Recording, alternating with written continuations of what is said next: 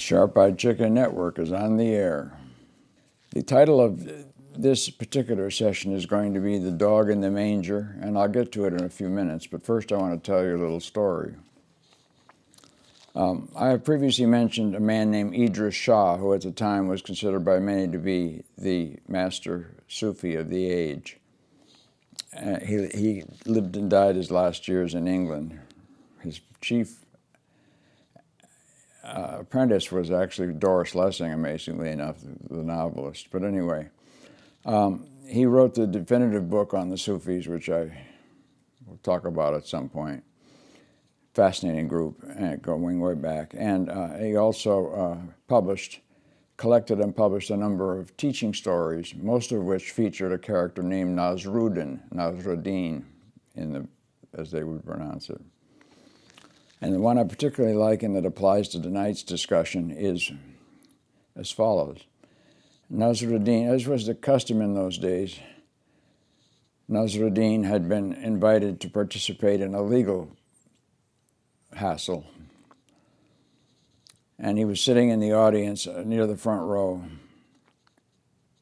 as the defendant presented his case. Nasruddin, fascinated, listened and watched, and when he was finished, shouted, "I believe you are right." The judge shook his head. The plaintiff got up and made his case, equally eloquent, equally well written, well spoken. Nasruddin thought a minute and said, "I believe you are right." The judge said, "Come on now, they can't both be right." And Nasruddin thought a minute and said, "I believe you are right." So what I'm trying to illustrate here is that everybody's right from their point of view. That's the nature, that's the reason for that story is from their own point of view, everybody's right. There's not a whole lot of right and wrong in this. Now, there's bad behaviors for sure, and good behaviors for sure. But in terms of the basic motivation, we have no idea. You know, that's one of the other things we'll discuss a little, and we'll discuss more in the future, is that the whole concept of free will is up for grabs right now because they're beginning to discover that we're much more the victims of our subconscious than we think we are. So I'm going to start by showing you this picture of the dog in the manger, and I want to explain it briefly. It was originally published in Punch magazine around the 1860s. And it was drawn by a man named Charles H. Bennett, an Englishman who died in 1867 at the age of 38.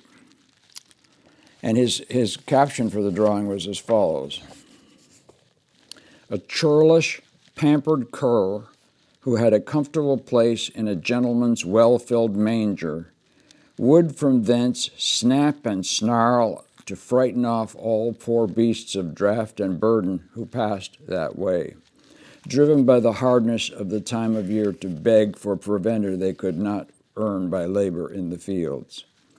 This dog wanted for nothing himself, and yet took an ill-natured pleasure in keeping poor famishing creatures from many a meal which, but for his officious yelping, they might have had from his master's bounty." Then it says the moral of this is there would be sunshine in many a poor man's house, but for officious go-between window shutters. Wow, what a great phrase. And we certainly do have a world full of window shutters, don't we? I mean, the most obvious ones are the lawyers and the financial managers and the financial advisors and all the various people who do everything they can to facilitate the life of the wealthy. But the fact is, as far as I'm concerned, in the world we've created, the real master is the system itself, because everybody in the system is basically serving the system for various reasons of their own. We've already talked about the fact that most of the people who have the most money and power are actually using a kind of form of self-medication because they're existential cowards. So we also have the people who make a very good living by supporting those people who have the 3,000 or so billionaires on the planet now. But what it comes right down to is, We don't really know what human nature is because we're living in an unnatural system, but we have some basic assumptions we can make, one of which is that humans ordinarily, if they're not mentally ill somehow, prefer pleasure to pain. And pleasure basically is a reward, and it involves rewards. And money and power are the rewards that create not just pleasure, not just self-medication against fear, but also great pleasures. And in fact, they also provide privileges. And I've said before and will say again, I'm sure many times, privilege is the most addictive aspect of our lives. It affects all of us. And what I like to say is privilege clings to those who need it most, and they will not willingly give it up. And we have to stop back for a minute and think about privilege, because the fact of the matter is that if any of us who have what we need, we have a privilege. We don't have to sleep in the street. We don't have to beg for money. We have a privilege. So what it comes right down to is that one of the reasons we live in an unequal society, in a society where even in America, which is the richest country in the world, we have thousands of children going to bed hungry every night, all kinds of people sleeping on the streets. And the main reason that condition exists is that in order to ameliorate it, in order to do something about it, we all would have to pay more taxes, have a bigger government. And none of us seem to be willing to do that. I mean, the most ridiculous example of it is Proposition 13 in California. And I have perfectly wonderful friends who are very radical Democrats who really believe in human rights, and all you got to do is say Prop 13, and they go, oh no, we're not going to have more taxes. I'm not going to pay more taxes. I refuse to pay more taxes. And even attempts, as you may know, even attempts to limit the effect of Prop 13 to private homeowners and have it not apply to businesses has been turned down again and again in the legislature and even in the most recent referendum. So what happens is that commercial interests are still paying taxes based on an evaluation of their property that may go back 15 or 20 years. And of course the consequences of that are that not only we're not able to provide the funds that people need for basic survival, but we can't even really provide enough funds for those of us who have what we need. Fire departments are underfunded, police are underfunded, everything, all city services are underfunded.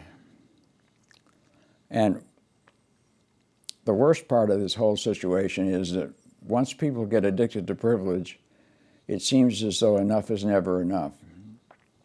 And one of the early Chinese philosophers, I think it's credited to Lao Tzu, but we never know about these things because they weren't writing in those days. It was oral tradition handed down, but tradition is traditionally attributed to Lao Tzu is one who knows that enough is enough always has enough. And of course the obverse of that is that one who doesn't know that enough is enough never has enough. And that's the condition we're living under right now. And unfortunately,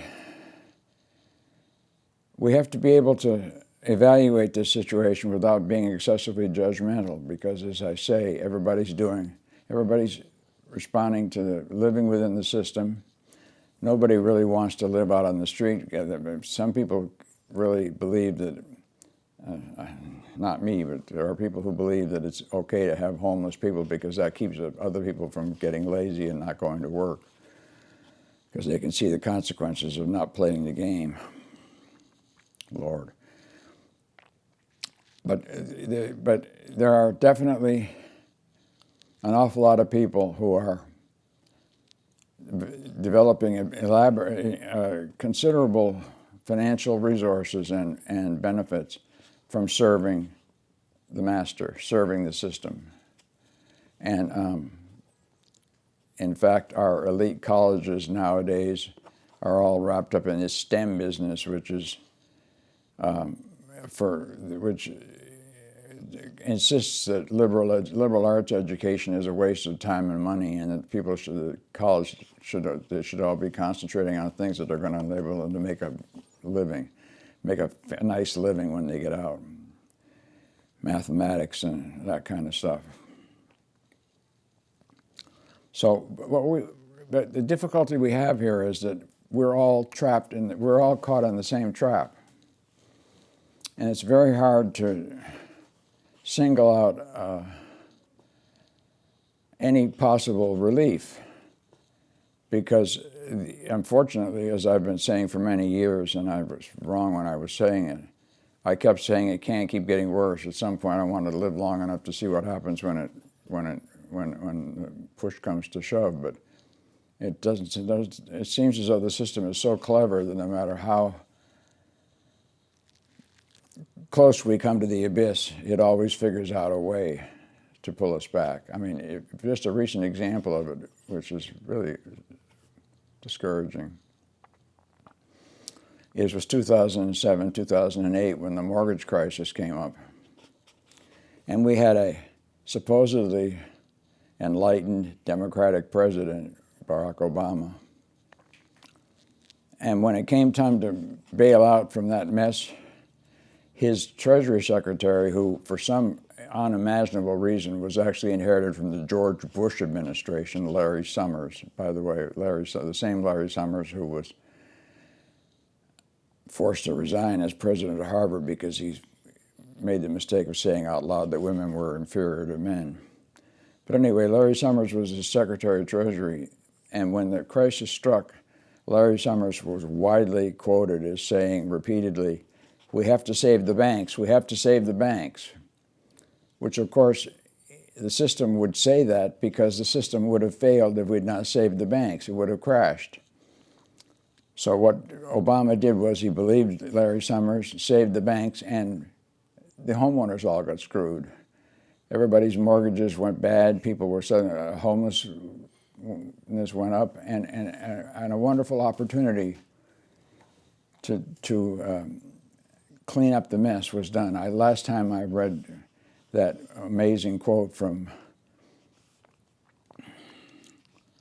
what's his name, the author of the French Revolution, about bankruptcy, and which one day will free us. Well, bankruptcy tried to free us of some of this, but again, the system found a way to avoid it. Another recent example, which is fresh in everybody's mind, is that when the pandemic struck, as I think I've mentioned before, but I can't mention it enough, one of the things that almost immediately happened was that the water cleared up, the sky cleared up. People didn't have to go to work because there were incredible benefits for them and for their children, unemployment benefits and child tax credits and stuff. And they found they didn't have to work.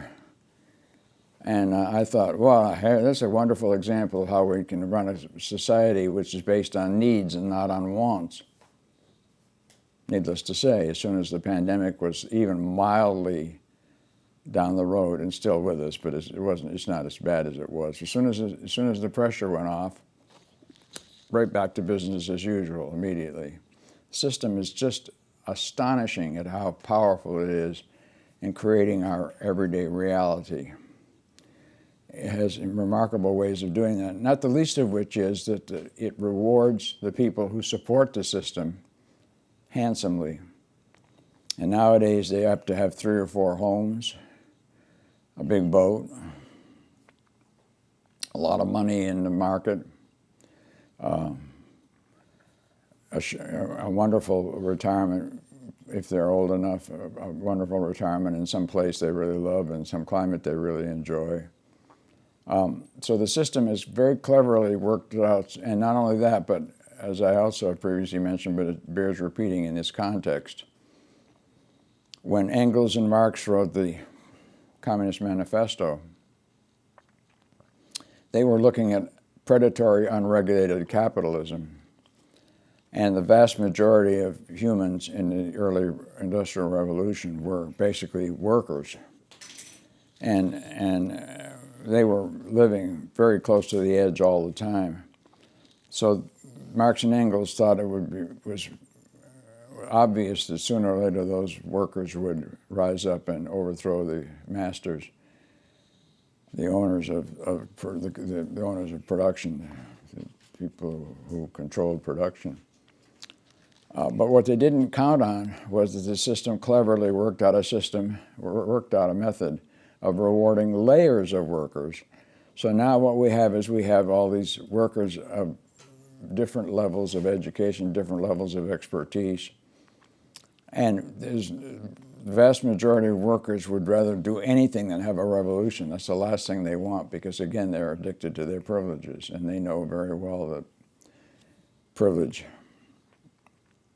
would be one of the first casualties of a real revolution. There would be a lot of discontinuity, to say the least. And as I've noticed recently, my bathroom has been remodeled, and it's been inconvenient, but one of the things I noticed is that progress always involves inconvenience because it involves change. And which is another way of getting me back to the real basic discussion here, which is that I no longer consider myself a member of either of the major parties. I think I have a lot of company these days. From what I can read, 35 or 40% of Americans don't like either party, maybe more. But the duopoly's got works the system very well and is rewarded by the system, so it's unlikely to change. But what I've been saying for some years is that I would rather be classified as a progressive than a Democrat, and a progressive, and I'm actually a pretty radical progressive at that, because progress is what I believe in, and of course regress is what is holding us back, because, and that's another subject for another session, the present situation has given birth to a reactionary revolution, which is another subject for another day. So, you know, it is interesting to take a little diversion here, an interesting diversion, that we're talking about a dog in the manger. First of all, that's a terrible slur to dogs because they're actually wonderful companions. But one of the reasons we like them so much is that they're so loyal and forgiving and, for the most part, willing to go along with however badly they're treated. Whereas, and you know, when I was young, we always were taught that dogs were a lot smarter than cats because they could do these amazing tricks and cats couldn't be trained. And now we've found out from more modern testing concepts, more ability to test, cats are like light years beyond dogs in intelligence. They're just too smart to do stupid tricks for the benefit of other people. Dogs don't know any better. They're so loyal. They're eager to be.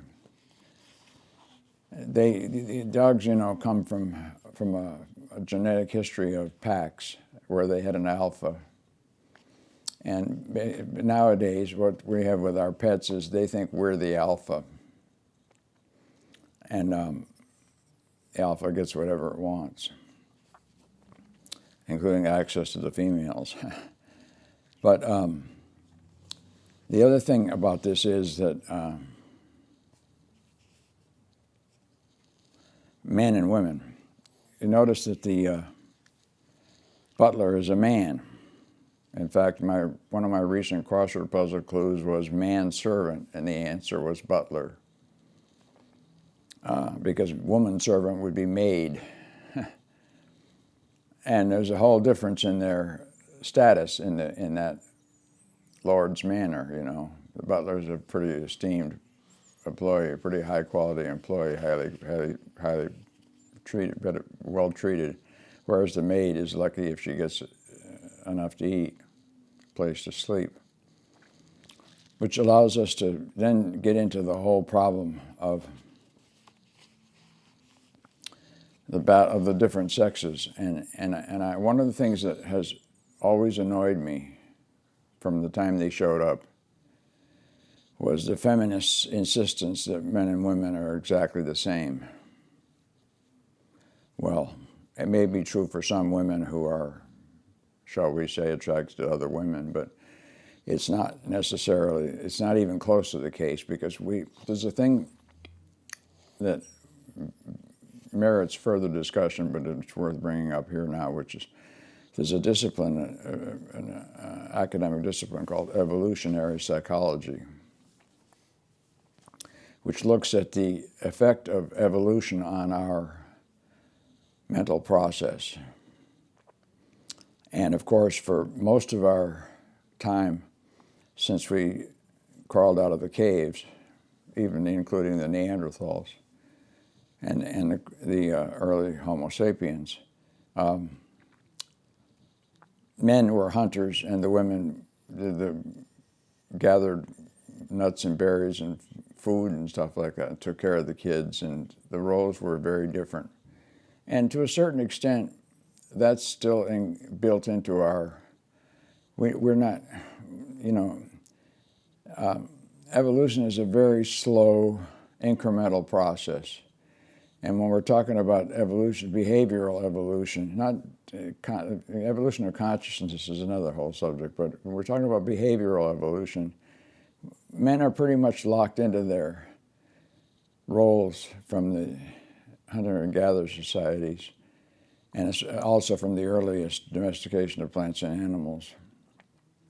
And right now, even to this day, the Christian fundamentalists in America are having a passionate argument over whether the woman should only be in the home, taking care of children and cooking and not working. They really, many of them passionately believe that women have no business being out there working with men and doing the jobs that men do.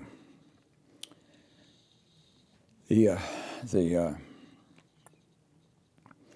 seeds of that evolutionary psychology are deeply rooted and are hard to shake free of. And of course, the rapid pace of change that we've been through in the last 50 years, and I do mean rapid, has unsettled those basic instinctive long-term roles that men and women have played, has unsettled them deeply. And in fact, not just men and women, but also races and different groups. And in fact, all of the change has been very disruptive and created a lot of anxiety and confusion, which only makes us ripe for a demagogue. And while we're talking about demagogues, I want to mention something else that I have to remember. My mother was the best Christian I ever knew. And I say that because for a variety of reasons, in spite of her difficult situation, she always practiced as best she could a kind of really Christian unconditional love. And I've always tried in my life to emulate her as much as I was capable, which is not always possible, but as much as I can. And of course, that's the primary message of the real Christianity, not the religion, but the teachings of Jesus, as much as we know them, is love. Love is the key word. Love not in the passionate, romantic novel, popular music sense, but love in the sense of deep, abiding respect for each other and concern for each other. And so it's hard for me because nowadays I try very hard to practice unconditional love, but some people are easier to love than others. And certainly one of the least easy to love is our former President Donald J. Trump. But what I keep trying to remind myself is that Trump is actually a pathetic figure. He's a narcissistic, frightened, overweight, minimally human person who has desperately grabbed onto all the power and money they could get as a compensation for his insecurity. And you cannot, he actually, without realizing it, gives it away because he promotes himself constantly as a victim. A guy who's a billionaire is somehow a victim. Can you imagine? I mean, it's just bizarre that he can, but it's part of his fundamental, basic insecurity. And that doesn't excuse his behavior. I said earlier, behavior is one thing, and what's going on in people's mind is an entirely different thing. So it's very hard to love people who are taking advantage of other people, but my training, my education, my background leads me to believe that you love the sinner but hate the sin. And we have to distinguish between the sin and the sinner when we talk about those dogs in the manger that I started out talking about, because they're basically going for the rewards, and it's understandable. And as long as we've set up a system which rewards those who serve the system maximally, then they're going to be, most people are, who have the option are going to look for opportunities to serve the system, because that's where the rewards are. And I think I'll close with that concept. Thank you. Thank you, and good evening.